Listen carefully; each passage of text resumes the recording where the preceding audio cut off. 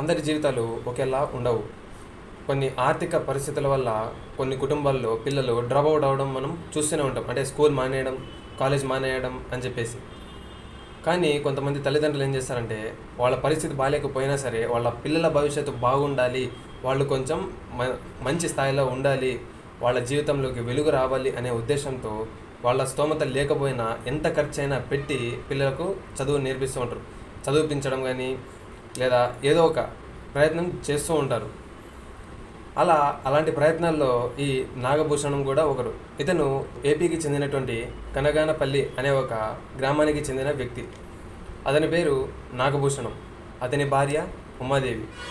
వాళ్లకు 2 సంతానం. వాళ్ళు ఏం చేస్తూ ఉండేవాడంటే ట్రాన్స్పోర్ట్ డ్రైవర్గా పనిచేస్తూ ఉండేవాడు. అలా కొద్ది రోజులు పనిచేసి తర్వాత మళ్ళీ ఒక ఆటో కొనుక్కున్నాడు. ఆటోను కొనుక్కొని ఆటోలో సర్వీస్ చేస్తూ ఉండేవాడు అనమాట. అంటే అలా కష్టపడుతూ ఉండేవాడు. ఆ కష్టపడుతూ తమ పిల్లలకు చదివించాలని అనుకున్నాడు. తమ పిల్లలను తన ఆటోలోనే స్కూల్కి వదిలేసి మళ్ళీ వచ్చేటప్పుడు ఆ 2 పిల్లలను కూడా ఇంటికి తీసుకొచ్చేవాడు. అలా ఏళ్ల పాటు గడిచింది. సో అలా కష్టపడడం వల్ల తమ పేరెంట్స్ ఏమనుకున్నారంటే మనం కష్టంగా ఉన్నా కూడా మన పిల్లల భవిష్యత్తు బాగుండాలి అని చెప్పేసి ఆలోచించారు. సో వాళ్ళ ఆలోచనకు ఈ పిల్లల యొక్క సహకారం కూడా తోడైంది. అంటే పిల్లలు కూడా కష్టపడి చదువుకునేవాళ్ళు, ఎల్లప్పుడూ మనసులో ఉంచుకునేవాళ్ళు. అంటే మన కుటుంబం పరిస్థితి అంతగా లేదు, సో మనమే ఏదో ఒకటి చేయాలి అని చెప్పేసి ఆ పిల్లల మనసులో ఆలోచనలు వస్తూ ఉండేవి. సో అలా కష్టపడుతూ ఉన్నారు. అలా కష్టపడ్డారు. పెద్ద కొడుకు అయినటువంటి నాగప్రదీప్, అతను ఇస్రోలో సైంటిస్ట్గా సెలెక్ట్ అయ్యాడనమాట.